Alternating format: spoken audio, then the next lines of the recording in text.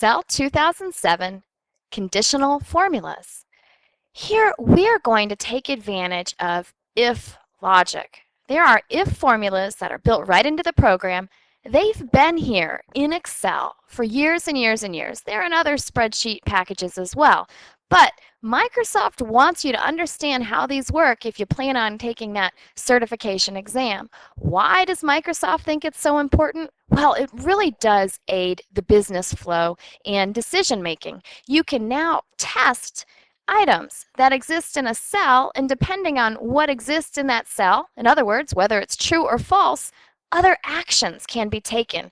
Other pieces of information can be displayed or calculated. You can nest these formulas and you can really take advantage of and, or, and not criteria as well.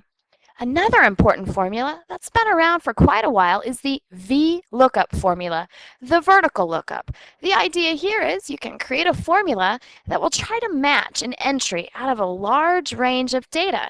If that entry is matched, then other information from that range will be displayed. Not only are we going to take a look at VLOOKUP formulas, but we're going to assist our formula creation by making a named range. When you create a named range, you no longer have to refer to an array of cells as A2 through A82. For example, you can just simply refer to it as SKU numbers, something that is logical for humans to remember and will stick. If that range increases or decreases, you can always change the source data behind the scenes, but all those formulas that cite the name of that range can stay the way they are. Let's hop into our Sport Shop orders. We've got SKUs, products, prices, sizes, quantities, and so on down the line. I'll scroll down and you can see some of our different products that we offer. We are into sports equipment. What's our goal here? We are going to enter some orders, and then we'll have some if formulas that will test our data and have different outcomes depending on the data that's been added into the cells. So I have to start with some simple data entry. My first SKU, 1, 2, 3, 4, 5, 6. The product is a batting glove. The size is small. The price is $10. The quantity is 5. And the total is just simply going to be the price times, we use an asterisk for multiplication, the quantity, enter. There's our total. Now, this is where our conditional formulas come into play, our if formulas. Okay, discount prices. If they have a certain amount of criteria here, we're going to give them a discount. With the notes, guess what? It turns out that we're out of stock on our large sizes. So if they've ordered a large, we're going to say, sorry, we're out of stock. If they've ordered anything else, we'll say, hey, thanks for your business. We appreciate it. This is the task for our very first if statement. Let's go grab the if formula. On the formulas ribbon, we can go to the insert function, and we want the if statement here. Of course, we can go to all. We can locate it there as well, but it's right here at the top. What's our logical test? Well, our logical test is whether or not cell C5 has small or has large actually in there. So our function argument, we could have typed it in, equals, and we want to test for actually an L. If cell C5 has an L, and that's case insensitive, it can be lowercase as well. What happens if it's true? If it's true, we want to say, sorry, we are out of stock. If it's false, we want to say, thanks for your order. And I'm putting the text within quotes. When I choose OK, it says, hey, thanks for your order. I'd actually like to put a period there so that we have nice grammar. Thanks for your order. Let's test it out. Let's change the size to large. Now, our test has come up true. C5 equals L. Notice it doesn't matter if it's lowercase, uppercase, but the test is true. Anything other than large is going to say thanks for your order. If it says large, sorry, we're out of stock. That's our very first if statement. And this is what the syntax looks like here. Equal sign if, the test. If the test comes out true, comma, if the test comes out false, all surrounded by parentheses. Just for kicks, let's type it in from scratch. Equal sign, if, you don't have to capitalize it, and say we've got two formulas that start with an if. We always need parentheses there. Now it's saying, okay, what's your logical test? Well, we'll move down. Cell C6 equals large, that's our test, comma, value if true, sorry, comma, value if false, thanks. Just truncating that. You don't need to see me do all that typing. And then enter. Notice how you have this nice thing. You can follow down along the line. I did forget to put that quote though, just looking at my syntax. Sorry, thanks, enter. There we go. Well, because it came up false. If I were to put an L in here, it'd say sorry. All right. That is a basic if statement. What if we want to compare more than one piece of criteria? In our example, we'd like to give a discount. If they order something that is over $20, well, let's say if they order something that's $20 and the quantity is $10, then they are going to get a discount. So we now are going to use that if logic again. However, we need to have some and criteria in there. We'll start our equal sign again with if. We need that parenthesis. We're testing. We put the and in front. We're saying we are doing an if statement with and logic. Notice it's showing me my if information and then my and information. And is a function, so I put a parenthesis. Now it's focusing in on my and criteria. If cell D5 is greater than $19, right? 19, the second piece of criteria, and cell E5 is greater than 9, I could put more logic in there. Every comma I put in there has more comparisons. I only want 2, so I'll put that closing parenthesis. Now I'm back to my if statement. This is my logical test. If both D5 is greater than 19 and E5 is greater than 9, then that means it's true. If it's true, then I'm going to give them a discount. My discount is going to be my total, F5 times the discount, 0.9. Give them a little bit of a discount there. That's if it's true. If it's false, I'm just going to say no discount. Need to close my parenthesis off. Here's my formula. No discount. That criteria didn't match. Let's change this to $20. Still no discount. Let's change this to 10. There's our discount. We took $200 and multiplied that times 0.9 to come up with our discount price. So again, both of these criteria had to be true. That's why we put the and. This syntax might be a little strange for you because you put the and first, then you put all the factors that have to match, and then you do the rest of the if statement.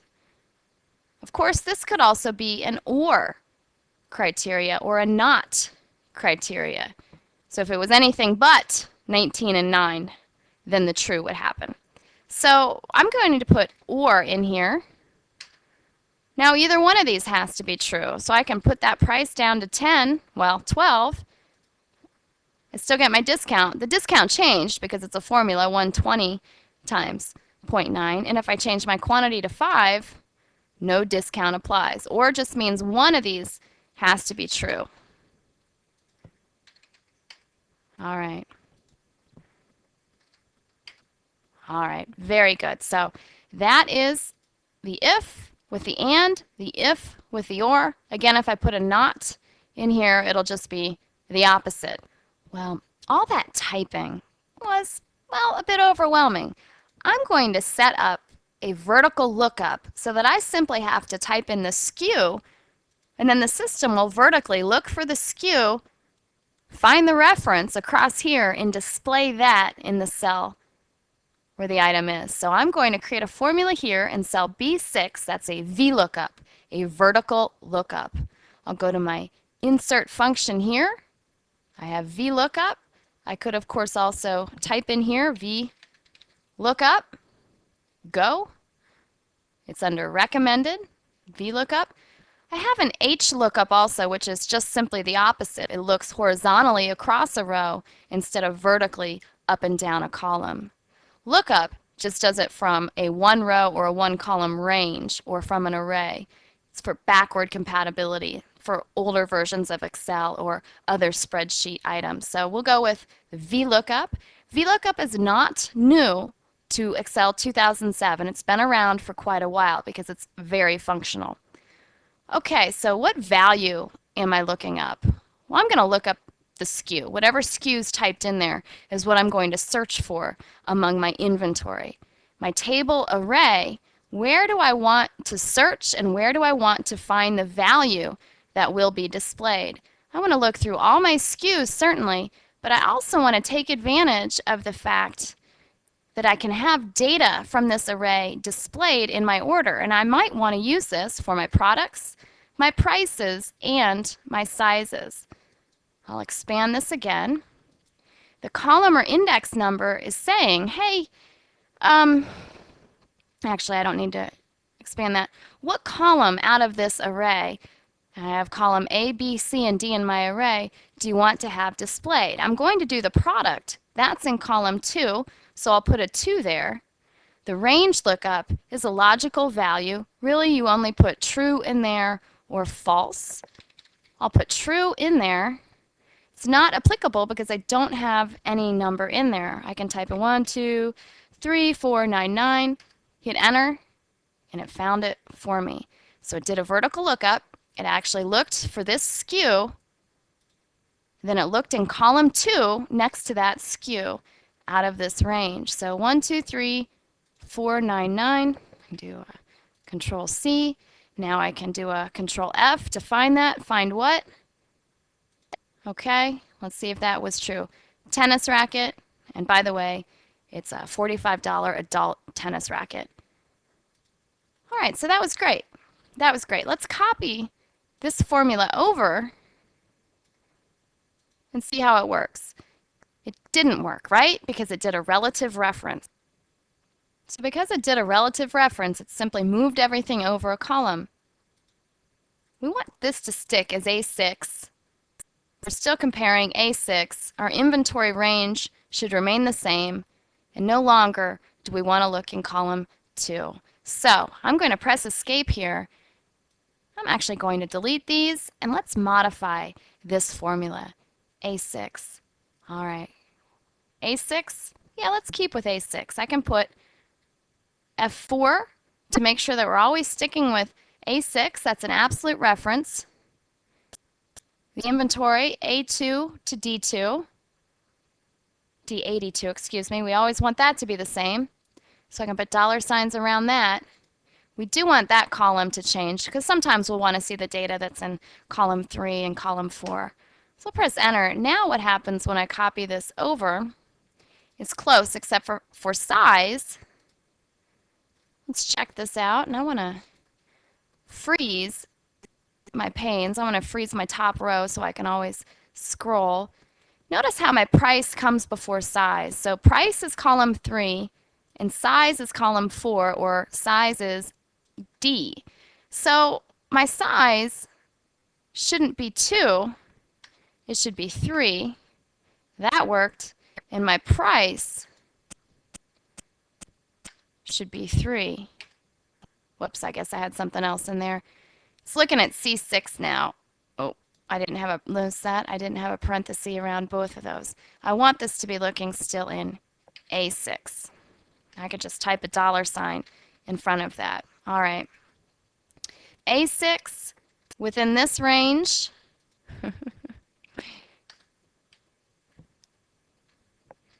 A2 through D82. $45. Give that a format. It's funny. When I pressed F4, it should have put a dollar sign around everything. It just toggled it. Each time I press F4, it toggles it. So let's make sure that's Notice how I F4, I've got $sign A2, F4 again, no dollar signs, F4 again, $sign, $sign. All right, good, fantastic. Now we should be able to copy these guys around if we want to, but it still worked. Hopefully you feel comfortable. Vertical lookup, it's taking this item here, A6, it's looking for it here because this is the first column of that range. Once it finds it, it goes over within the range we selected, either to the second column, the third column, or the fourth column. Instead of having to worry about this and making a relative reference and selecting the range, wouldn't it be nice to have a named range and then we could just simply type in the name of the range instead of selecting? It sure would be. I didn't mean to click outside of that formula, so I clicked the X. Let's go back here. We are going to create a named range. A named range means we select an array of cells and we give it all a name. Then, when we create formulas, we can simply refer to the name of the range instead of having to remember, oh, was that A2 through D82? Did it start with B? I don't remember. You can simply type the name of the range. You don't have to go out and select it. It can be very, very handy. So there's a couple of different ways you can create a named range. First thing you do, though, is you select the cells that you'd like in your range. All right, and by the way, here's a tip. If you work with the zoom, sometimes it's a lot easier to select a range of cells because now I can just go zoop, a lot quicker to do it that way. Another quick way that you can select a range of cells is you can select the top of the range, you can press Shift on your keyboard, select the bottom of the range, and it selects the entire thing for you. I don't know if you've ever done this, but sometimes if I have hundreds of rows and I click and drag, all of a sudden I'm 100 rows below where I meant to be, and then I drag up and I'm 100 rows above where I thought I was going to be. All right, to name a range, the first step is to select the cells. The next step is to name it. The easiest way I think to name it is just to click in here, and we're going to call this range inventory. And I'll press enter. Now this range is inventory. When I click here, it's red or blue. When I click here, I'm just selecting that. But now I can select that and I have inventory as my named range. Let's go back here and see if this makes this VLOOKUP any easier. I'm going to go back to my formulas. I'm going to grab VLOOKUP. It is also in this area right here. VLOOKUP at the bottom, of course. My lookup value, what am I doing? I'm in A7. My table array is called inventory. Notice it figured that out. The column or index number, column 2. And I'll just put true there for the lookup. Okay. 1, 2, 3, 4, 6, 3. Enter. There we go. There's another batting glove. So that absolutely worked. A7, inventory, second column, and true. I should actually rearrange these columns here because I want them to match the order here, price and size, so I can just copy this formula over and have it be appropriate. So instead of B7 though, I want to look up A7, and instead of row 2, I want row 3. And let's modify this also. Instead of C7, I'm looking for A7, and this time I'm looking for column 4. Let's look a bit more at named ranges. I can go back here again. I can choose inventory. That's great. We have a whole area on the formulas toolbar, on the formulas ribbon, called defined names. When I click on Name Manager, it shows me all of my named ranges. Inventory is from this specific workbook. Here it tells me the range. If I wanted to modify that, I could just click that and reselect, add to the range, or remove from the range. I could always click my edit button here and I could put a comment in there. This is for VLOOKUPs. If someone were to ever wonder why this name range exists. Okay, I could of course delete this range. I could filter to see all of the named ranges I have in one worksheet, the current one, within the entire workbook, or I could even see if I've got some errors or some data tables that have been defined. Of course, if I want to delete a range, I simply select it, choose delete, or I can go to new and create a whole new range. So I could create a range that's just called skew, which it gave me that already. That's fine. By default, the default is in the workbook, which means anything within this file will be able to take advantage of this range. If I have it only on the inventory sheet tab, it's not unique within my workbook and it's only visible right there on that sheet. So workbook is usually the best scope for your named ranges because you can take advantage of these names on different worksheets. The only reason why really you'd want to keep them on one sheet is if you're doing formulas on one sheet and you want to call it the same named range on each and every one of your sheets, and you can do that because the scope is only the worksheet and you can have duplicate names as long as they're only on one sheet. What would my range be for skew? Well, I don't want it to be the same as inventory. I want it to be this range down to 82. And I'm thinking it would have been a lot quicker just to type that in there. So skew would make sense. A2 through A82. F4. Okay. Let's make sure that's correct. A2 through A82 instead of D82. All right, so I'm in inventory. If I choose skew, my range is a little bit different. Another way that I can define a range is to go right here to the define name.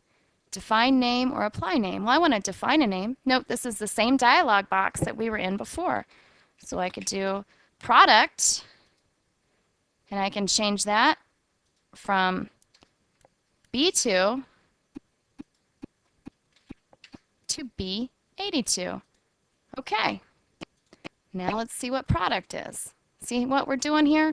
So then if I wanted to go back and delete skew, I can select it, choose delete. Are you sure? Okay, I'm sure. So we just talked about how you define names, a little bit of why you want to define names, so you can just refer to these names and they're always going to cite the same range. But here's another reason. You can use one single cell as a named range or just name one cell, and then you can always refer to that same cell within many different formulas. A named range can also come in pretty handy if you have a number of different formulas and you think that the source data might change. So in your formulas, you don't want to always say cell G12. Instead, you want to say discounted price total. That way, if all sorts of base data changes, your formula doesn't have to be modified. Discount price total will always be there. You just would go back and you would change the source data that that name points to. So hopefully you see the power of named ranges and using conditional logic as well as using your VLOOKUP to find values. So you can do less typing overall. Keep in mind that HLOOKUP is just like VLOOKUP except for you're looking horizontally across a row. It's the same syntax. Here's what we covered in our conditional formula CBT nugget. We took a look at the if formulas so we could test on criteria. We did a vertical lookup formula, and we also named our ranges. There are many different ways that you can get in there and name ranges and edit ranges and delete them as well. All of these techniques here can be expounded upon within your work life to really make your use of Excel be quite efficient and hopefully a little bit fun as well. I hope this has been informative for you, and I'd like to thank you for viewing.